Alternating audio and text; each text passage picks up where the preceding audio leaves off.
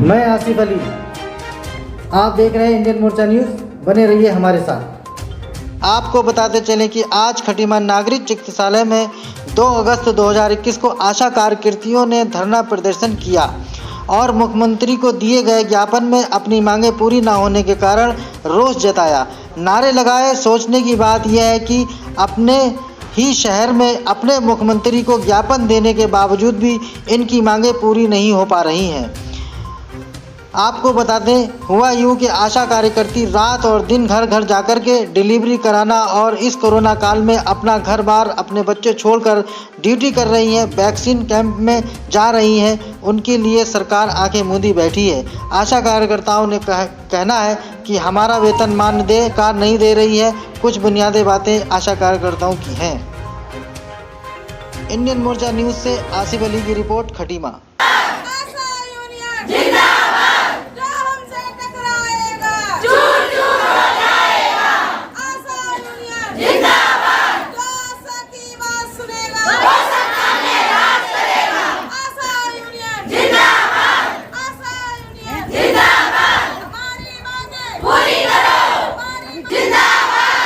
जो धरना प्रदर्शन कर रखा है, क्या आपकी मांग है, क्या कहना चाह रहे हैं आप?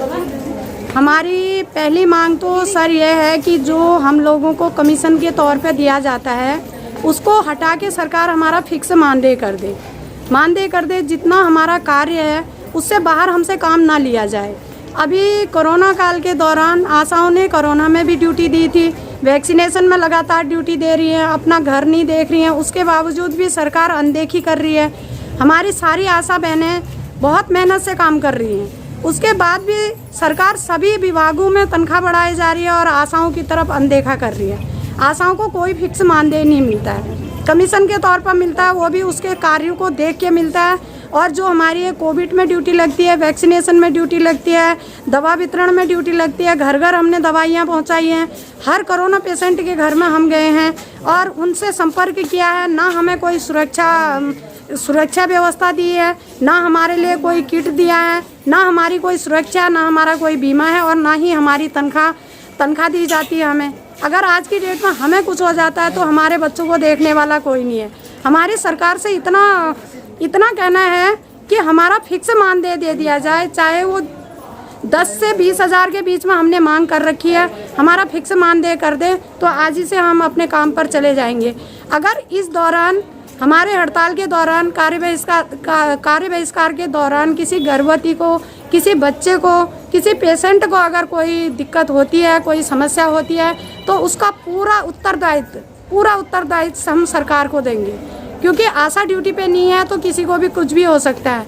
आशा का काम रात के 12 बजे अगर एक गर्भवती बुला रही है तो आशा बहनों को उठ के आना पड़ता है। वो अपनी जान को नहीं देखती है, अपनी तबीयत को नहीं देखती, अपने बच्चों को नहीं देखती है। उसके बाद भी सरकार हमको अनदेखा कर रही है, हमारी सुरक्षा नहीं कर रही है, हमारी बात नहीं सुन रही है। तो हमें अब सड़कों पर मजबूरी से उतरना पड़ा। आज तक तो कभी हमने कोई आवाज़ यहाँ से नहीं उठाई।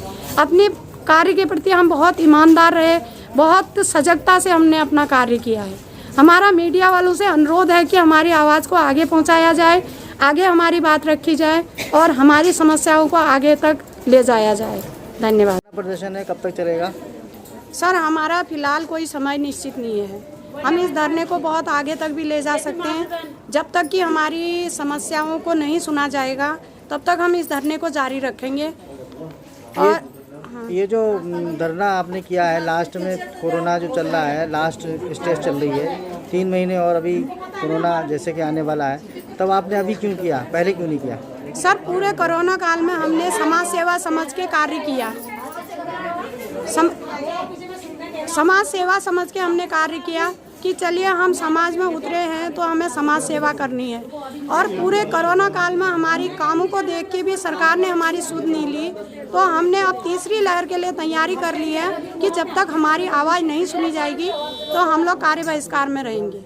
हम इस दौरान कोई भी कार्य नहीं करेंगे, कोई भी नहीं, ना सर्वे, ना वैक्सीनेशन में ड्यूटी, ना कोविड में ड्यूटी, ना डिलीवरी कराना, ना टीकाकरण कराना। तो मुख्यमंत्री जी आए थे, आपने उनको ज्ञापन दिया था, तो उन्होंने क्या आश्वासन दिया आपको? सर, आश्वासन उन्होंने ये दिया था कि 1-2 दिन में आपकी समस्याओं को देखते हुए वहाँ पर जो बैठक होगी, जो प्रस्ताव अभी माननीय पुष्कर सिंह धामी जी जब यहाँ पर आगमन हुआ था हमने उनका स्वागत भी बहुत अच्छे पुष्कर से सिंह किया धामी था। कौन? मुख्यमंत्री, यहाँ के मुख्यमंत्री जो उत्तराखंड के मुख्यमंत्री जी हैं, उनका आगमन जब खटीमा पे हुआ था, हमने उनको ज्ञापन दिया था। हमें यहाँ न मिलने की आशंका लगी तो हम यहाँ से नानमत्ता ज्ञापन देने गए। नानमत्ता में जब उनने हमारा ज्ञापन लिया, मुख्यमंत्री जी ने हमारा ज्ञापन लिया, तो उनने आश्वासन दिया कि 2-4 दिन में आशाओं की समस्या पर हम विचार करेंगे। लेकिन अभी तक इतना समय हो गया, उनने आशाओं का कहीं पर भी कोई नाम नहीं लिया। और सबसे ज़्यादा सर, आशाएं ही काम करती हैं। आंगनवाड़ियों को अच्छी खासी तनख्वाह मिल रही है, उसके बावजूद भी उनकी ना कोविड में ड्यूटी लगती है, ना वैक्सीनेशन में ड्यूटी लगती है। उनकी तनख्वाह उनने बढ़ा दी है, आशाओं की कोई सुध नहीं ले रखी। क्षेत्र में कितनी आशाएं काम कर रही हैं? 209 आशाएं अभी खटीमा ब्लॉक में कार्यरत हैं। आज हमारा शुरुआती है, इतनी व्यवस्थाएं हो नहीं पाई, तो कल से हम सारी आशाएं 209 आशाएं यहाँ पर धरने पर बैठेंगे। ये जो आशाओं ने धरना प्रदर्शन किया है, और आप कौन से पद पे हैं और इनके आप क्या हैं, क्या नाम है आपका? मेरा नाम गीता रानी है, मैं यहाँ की ब्लॉक कोऑर्डिनेटर हूँ। मेरे अंडर में 209 आशाएं काम करती हैं, 11 फैसिलिटेटर हैं। अच्छा, तो ये लोग धरने पे जो बैठे हुए हैं, इनकी क्या मांगे हैं जो आपके थ्रू हुई है या आपके अंडर रह करके इन लोगों ने जो धरना प्रदर्शन किया है, इसके बारे में क्या कहना चाह रहे हैं? इनका कहने का ये है कि ये लोग सुबह शाम रात पूरा काम करते हैं, उसके अपेक्षा इन्हें काम का जो पैसा है वो समय पे नहीं मिल पा रहा है। उसके लिए हमने आगे सरकार को बता रखा है जी। तो ये क्या चाहते हैं? इन लोगों ने इनकी यही समस्या है कि हम लोग जो काम करते हैं उसका हमें पैसा समय पे मिले, ताकि क्योंकि घर परिवार इसी से ही चल रहा है।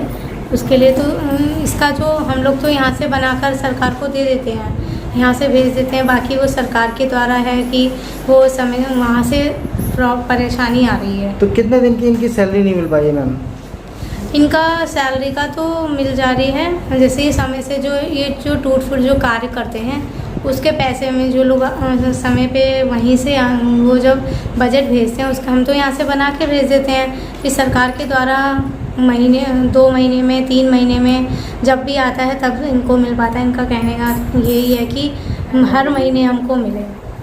तो मैम, इनका मानदेय कब से रुका हुआ है और कब तक का नहीं आया जो इसके लिए ये प्रदर्शन? इनका ये मानदेय मार्च तक का आ गया है, अभी अप्रैल मई जून इधर का रुका है। कुछ इस समय पे कुछ सरकार के द्वारा अकाउंट में GST वगैरह का कुछ प्रॉब्लम आ गई है, उसकी वजह से रुका है, वरना इनको समय पे तब मिल नहीं पाया है।